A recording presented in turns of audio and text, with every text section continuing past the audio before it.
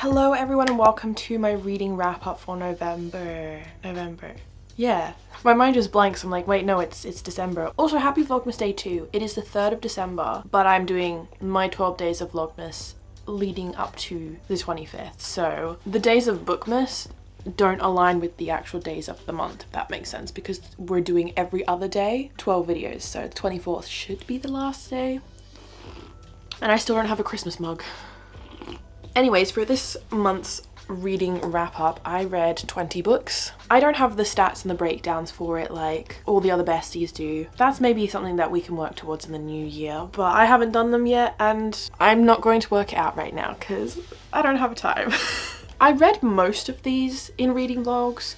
Also, if you watched my Bookmas Day 1 video, which was picking my December TBR, you will have known how many from the TBR that we picked. We just didn't get around to reading 2 books. It was Legendborn and City of Bones. And it's just because I ran out of time. And I was also having way too much fun with some dark romance this month. There are some reading vlogs that you'll be getting this week of you watching me read some of these books. So if you don't want to like know how I feel about the books and you want to see my reading vlog reactions first, then you can like pause this video and come back to it. But we're just going to recap everything. Usually I try to do things chronologically in order as much as possible, but Bookmas.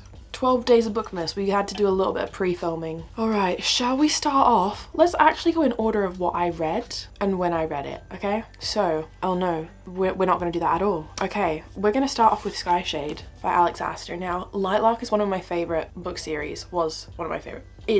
How do I say this? Book 1 and 2 for me were 5 stars because they were fun. They were YA, they were mindless, they are very, very short. They're like 400 pages or less each. Now for a fantasy romance, that's quite short and so much happens in them, but also I feel like we could have further development in terms of love triangles and characters. Lightlark is famous for having a love triangle. Now by book 3, we're gonna have another 2 books next year. I think one's probably gonna be a novella, but to be this deep into it with situations that happen and specific character developments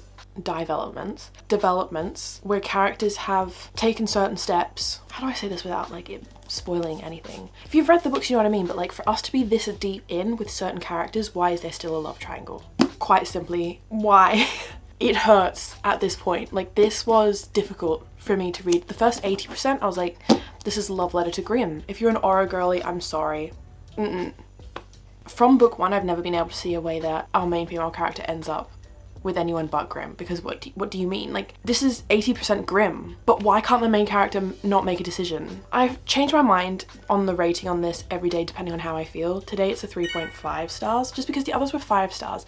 3 stars isn't a bad rating for me. Half of 5 is 2.5, guys. I think people are too lenient with their ratings. I mean, you can be. It's your own rating. You can do whatever you want. You make the rules, right? But 3 stars isn't bad for me. 3 stars is good. 1 stars is I should have DNF'd. 2 stars is it's okay. 3 stars is good. 4 stars is great. 5 stars is perfect, my favorite, okay? That's how I rate things. My rating system is quite logical. Okay, so I've already had a comment or 2 being like, if you love the series so much, why did you give this book 3 stars on Goodreads? Well, Goodreads doesn't let you do half stars and ratings. Take my Goodreads ratings with a pinch of salt. Also follow me on Goodreads, it's down below. Will I be continuing on with this series? Of course, I'm too in deep. The last 20% of this book really, really hurt my feelings to read, okay? I need to know what happens. We have to see this through. But I still love the books, and I still love Alex writing, and I still love the series. So that's all I'm gonna say.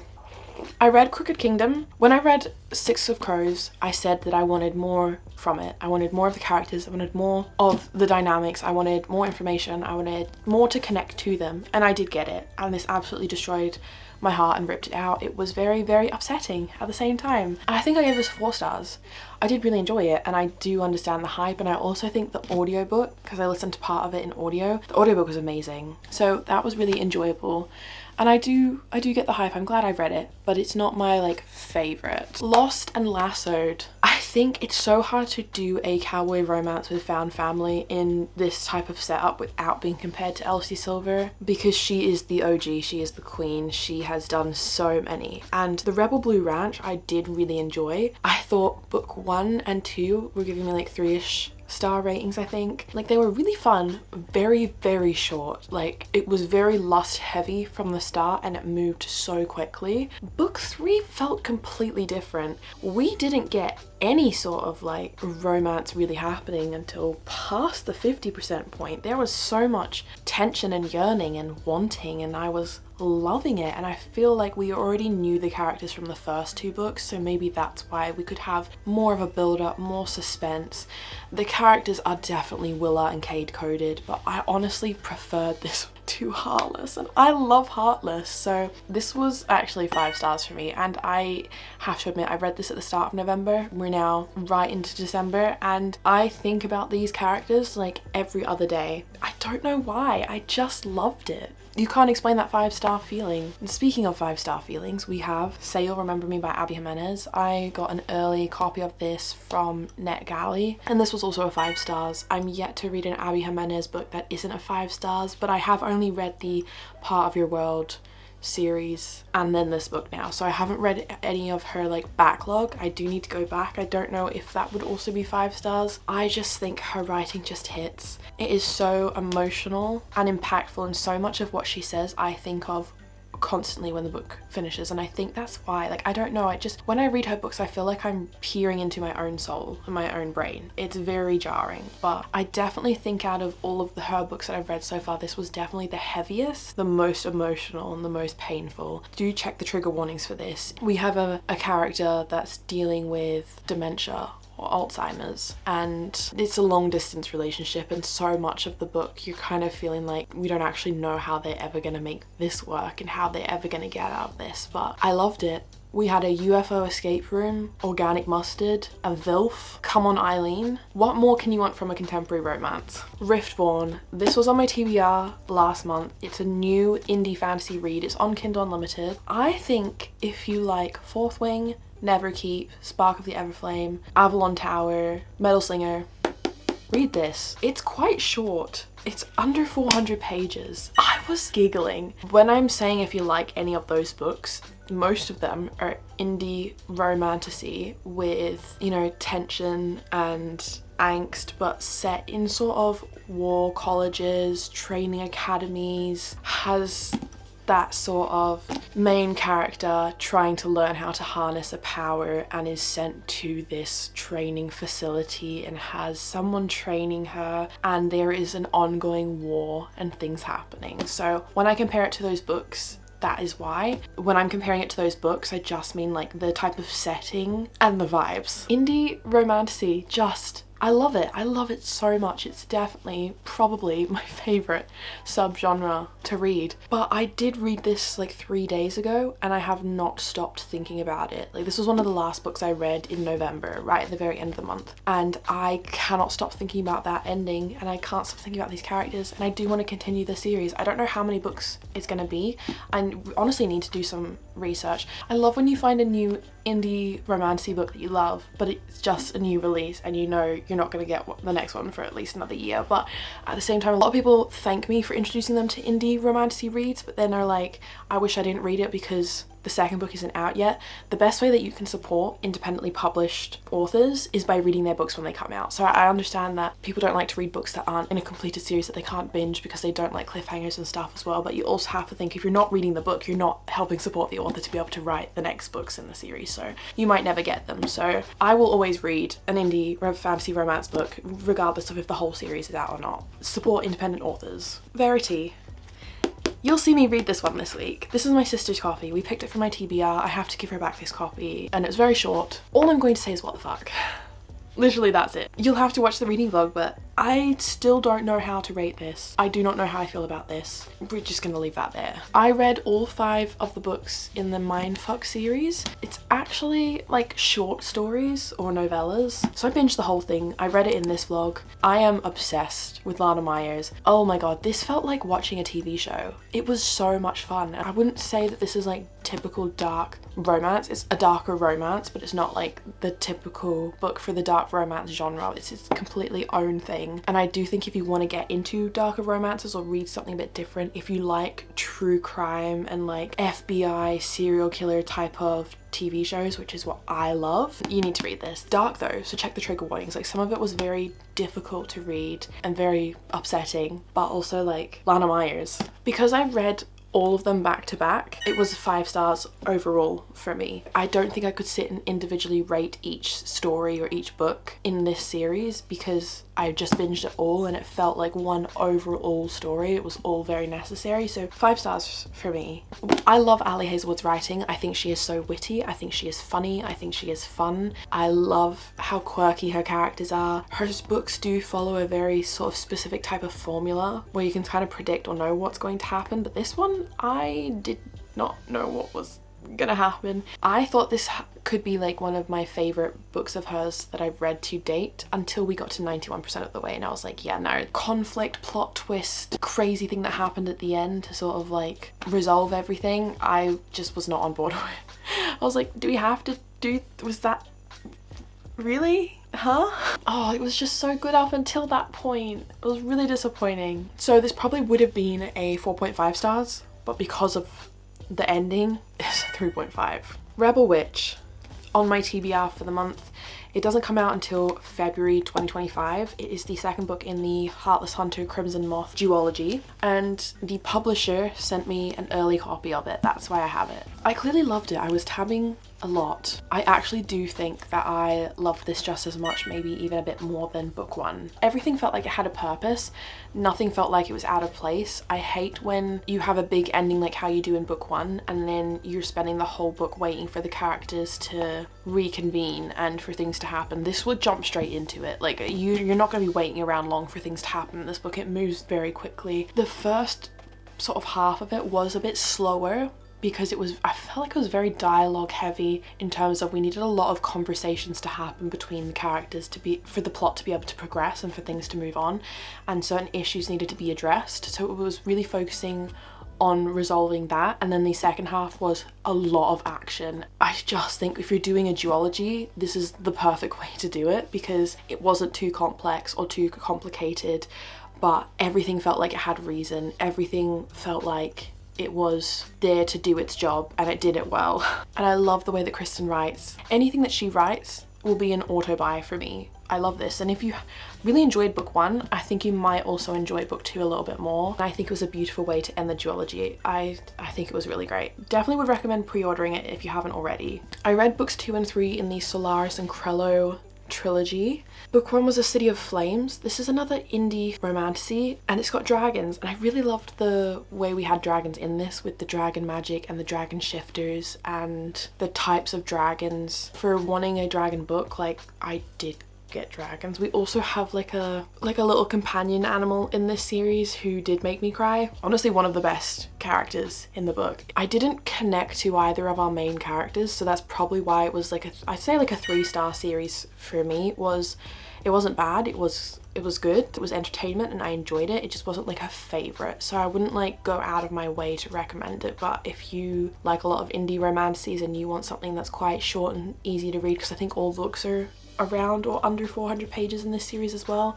I think I just connect more to longer books where we can get into the nitty-gritty a bit more, because a lot of the shorter romances that I'm trying to read shorter books to be able to recommend, because one of the most commonly asked questions I get is, can you recommend fantasy books under 400 pages or under 350 pages? So I'm trying to read them, but I'm just finding that I don't love them as much as longer ones, and I think because we don't have that extra 100 or so pages to be able to get more depth and to connect more to these characters. But I feel like book 1 that I read a while ago was set in sort of one place and one setting with the one storyline. Book 2, sort of the storyline went on and we're in a different setting in a different place with different characters, and then book 3 kind of brought everything together. Book club reread, one of my favorite books, 5 stars still. I always feel like if I'm going to reread a book that I loved, would I still love it as much? And I honestly think I loved it more. The way that this book ends and the plot twists and the cliffhangers, and if you've read the book,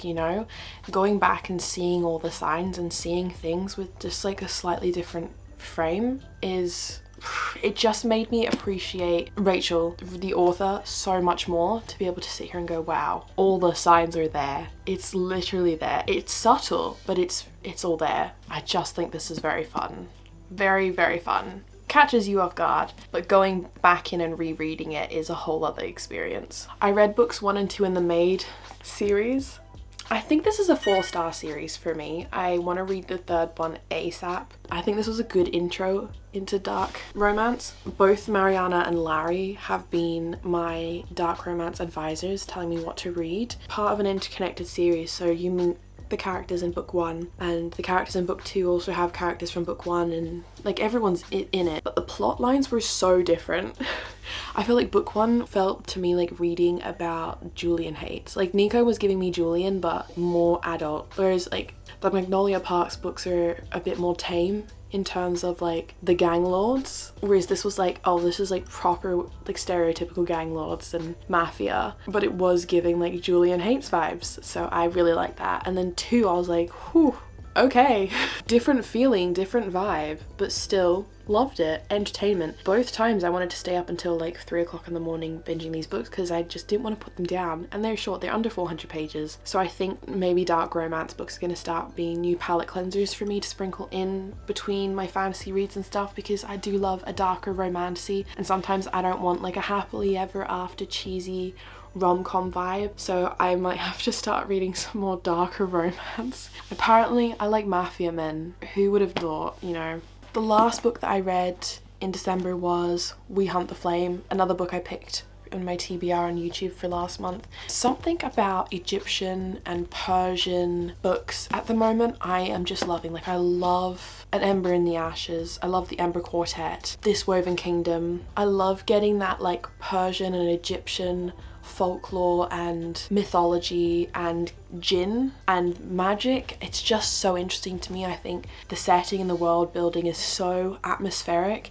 It really makes the fantasy book feel a bit more, not like fairy tale-esque, but I don't know, it's just different. I like it. So because I had read other books that had similar, not similar plots, but similar lore, similar mythology, there was mentions of jinn in this. I was kind of comparing it to the other ones I have read, and it wasn't my favorite out of them all, but I did enjoy it, and it is a duology. So book 2 we are reading in December. It is on my TBR for December, and I will be finishing this series quite quickly. So I'm interested to read that. I'd probably say 3.75 just because I did enjoy it, but I enjoyed the ending more, and also because it's YA, right? I'm pretty sure this is YA.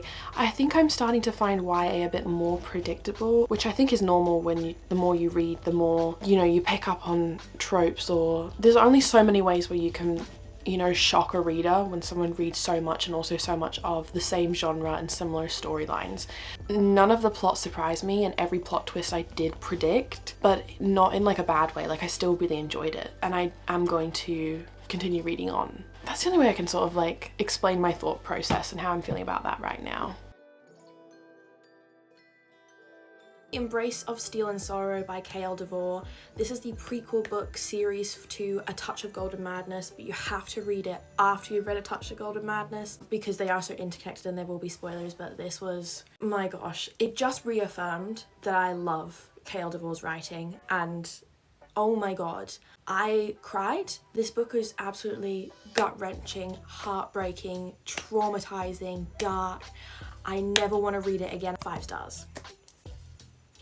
Perfect. It was so needed, but so that is all 20 books that I read in the month of November. My original goal for the year was to read like 48 books, I think, and then it went up to 100, and then I extended it to 150. My total goal for the year is 250 now. I bumped it up to that, but I'm not fussed about hitting it. Like, it's fun to have a goal, but it's not something I need to stick to. Total, that means this year we have read 223 out of 250.